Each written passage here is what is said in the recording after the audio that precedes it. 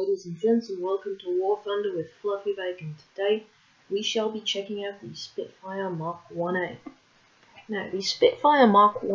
was R.J. Mitchell's 1931 response to meet the Air Ministry specification F-730 for a new and modern fighter capable of 250 miles per hour, or 400 kmph. The Supermarine Type 224 was an open cockpit monoplane with bulky gull wings and a large fixed spatted undercarriage, powered by a 600 horsepower cooled Rolls-Royce Goshawk engine. This aircraft made its first flight in February 1934. The Type 224 was a big disappointment to Mitchell, as it was basically a terrible aircraft, and he immediately started on a series of cleaned-up designs, using his experience with Schneider Trophy seaplanes, the S6, the S5, and the S4, as a starting point.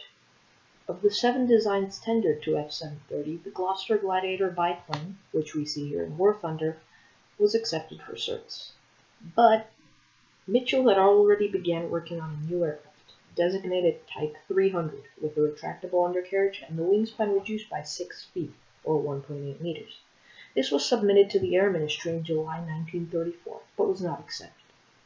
The design then went through a series of changes, including the incorporation of a faired enclosed cockpit, oxygen-breathing apparatus, smaller and thinner wings, and the newly developed, more powerful Rolls-Royce PV-12 V12 engine, later named the Merlin. In November 1934, Mitchell, with the backing of Supermarine's owner, Vickers Armstrong, started detailed design work on this refined version of the Type 300, or, as we know, the Spitfire. And on 1st December 1934, the Air Ministry issued contract AN 361140/34, providing £10,000 for the construction of Mitchell's improved F-730 design. On 3rd January 1935, the Air Ministry formalized the contract and a new specification, F-1035, which was written around the aircraft. In April 1935, the armament was changed from 2 303 cal, or 7.7 mm, Vickers machine guns in each wing to 4 303 cal, 7.7 mm Brownings, following a recommendation by Squadron Leader Ralph Sorley of the Operational Requirements Section at the Air Ministry. On 15 March 1936, the prototype, K5054, took off on its first flight from Eastling Aerodrome, later Southampton Airport. At its controls was Captain Joseph Mutt Summers, chief test pilot for Vickers, who is quoted as saying, "Don't touch anything," on landing. The 8-minute flight came 4 months after the maiden flight of the contemporary Hurricane. K5054 was fitted with a new propeller, and Summers flew the aircraft on 10 March 1936. During this flight, the undercarriage was retracted for the first time. After the 4th flight, a new engine was fitted, and Summers left the test flying to his assistants, Geoffrey Quill and George Pickham. They soon discovered that the Spitfire was a very good aircraft, but not perfect. The rudder was oversensitive, and the top speed was just over 330 mph, or 528 km per hour, a little faster than the Simcam's new Merlin-powered Hurricane. A new and better-shaped wooden propeller meant that the Spitfire reached a top speed of 348 mph, or 357 km per hour, in level flight in mid-May, when Summers flew K5054 to RAF Martlesham Heath and handed the aircraft over to Squadron Leader Anderson of the Airplane and Armament Experimental Establishment, ANAEE. Here, Flight Lieutenant Humphrey Edward Jones took over the prototype for the RAF. He had been giving orders to fly the aircraft and then to make his report to the Air Ministry on landing. Edward Jones's report was positive. His only request was that the Spitfire would be equipped with an undercarriage position indicator. A week later, on 3rd June 1936, the Air Ministry placed an order for 310 Spitfires, before any formal report had been issued by the ANAEE. Interim reports were later issued on a piecemeal basis. Now, the Spitfire order for 310 Spitfires was not met in demand, and only until 1940 were those 310 Spitfires finally delivered. Alright, ladies and gentlemen, welcome to the garage. Here, the Spitfire. Just the most beautiful aircraft. The Mk. 1A, the very first, the original Mitchell design. It just looks beautiful. You can see its top speed is 584 kilometers per hour. Its turn time is 15 seconds, which is really good. Its rate of climb is 19.5 meters per second, and its takeoff run is 300 meters. It has 7.7 millimeter machine guns with an ammo of 2,800 between 8.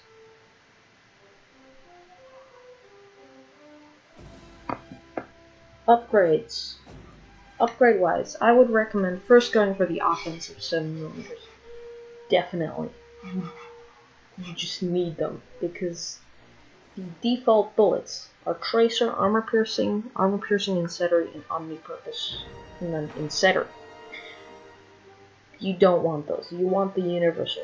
Tracer, Armor Piercing, Incendiary, and Incendiary. You can then choose Tracer, which is Incendiary Tracer and Armor Piercing Incendiary Tracer, and Stealth. They're all just basically the same. But I use Universal because it's better for attacking ground targets. You definitely want 100 octane fuel at the end. It gives you plus 47 kilometers per hour, plus 6.5 meters a second to climb rate, and minus 1.4 seconds to turn time. You definitely want this, along with the engine. I would recommend going for offensive 7mm, new 7mm, and then get all the rank 1 and 2 upgrades, and then go for engine, wing repair, 100 octane fuel, engine injection, and finally cover. It just makes an amazing aircraft. Let's compare it to some other fighters that it will face. Say, the German 109 E3, battle rating 2.7. This has 570 kilometers per hour. I'm not done upgrading it, but it doesn't get 100 octane gasoline. It does have 20 millimeters though, and it does carry this 250 kilo bomb. It has 2 machine guns in the nose and 2 cannons in the wings. I may be doing a review on this later. The Hallo, although this is battle rating 3.3, once again, this thing is faster than Mach 1, which is acceptable since it's 1.3 battle ratings higher. But once again, the turn time and the rate of climb on the Spitfire are outstanding compared to a Messerschmitt, a Focke-Wulf, let's test. Yeah, the F4, F3, once again, just outstanding speed and performance for an aircraft that is only battle rating 2. Although you will face, of course, higher battle rating aircraft. Armor-wise, not much. It has a back 6mm steel and a forward 38mm bulletproof glass.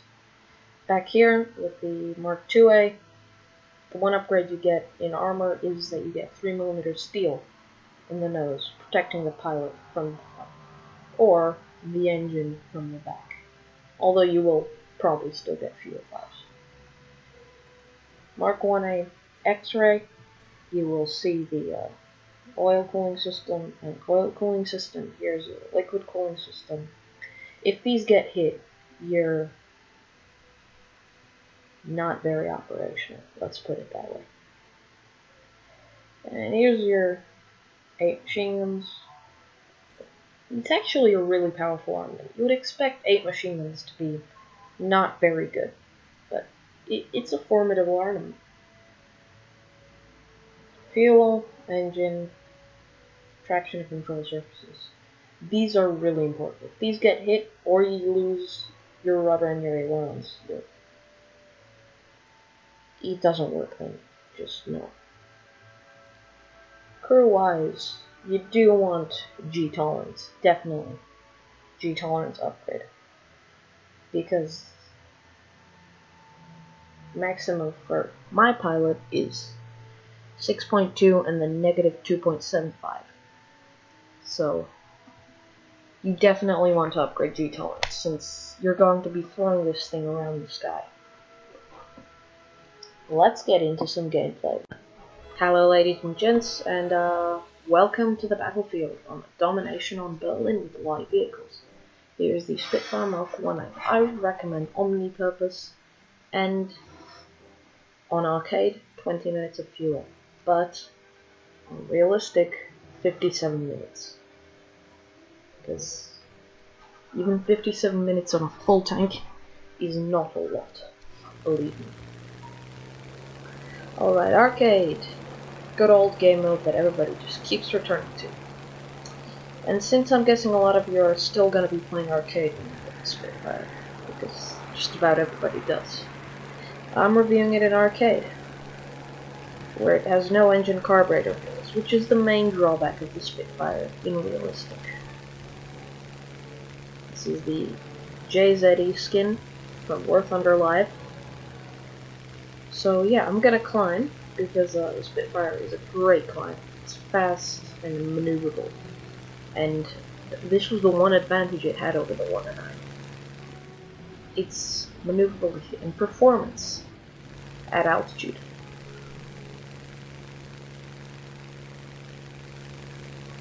It's the Ju-87 we're going for. Nothing's closer that I would want to kill. Of course, that's a Ju-87. Those things are extremely, extremely fragile. So, aircraft. But I'm alright. Let's loop her over.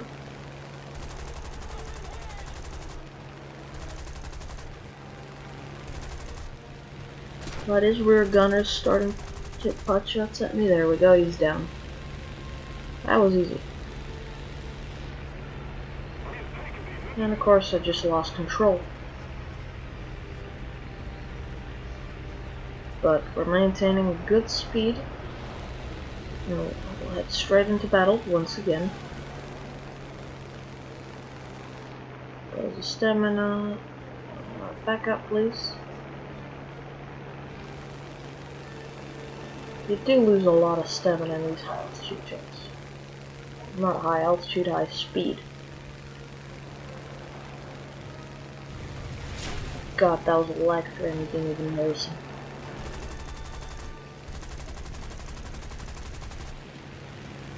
Let's be to him. Let's go for it. We got bandits. Just empty the magazines of this SP2. It's not. Oh shh.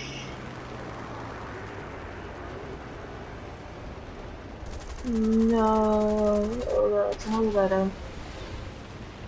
I'm not so sure about our condition right now. Yeah.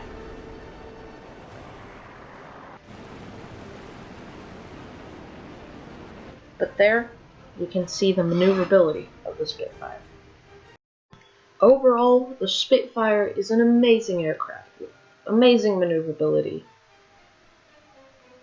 a fairly formidable armament, as I said earlier, and it's actually rather strong in its construction. It will take out, as both realistic World War II accounts will tell you, the Spitfire could glide for a long time. Also, another thing that really matters in aircraft, it's the most beautiful aircraft you will ever see. You can take something like, I don't know, take a Meteor. But even a Meteor cannot be as beautiful as a Spitfire.